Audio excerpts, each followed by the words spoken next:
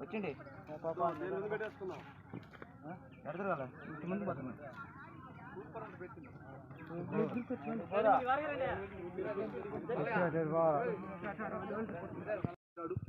ప్రభు యొక్క రాజ్యానికి లేక ప్రభు యొక్క దేవుడు మనకు సిద్ధపరిచినటువంటి ఉన్నతమైన రాజ్యానికి సిద్ధపడుతూ ఉంది. భూమి మీద సిద్ధపడింది.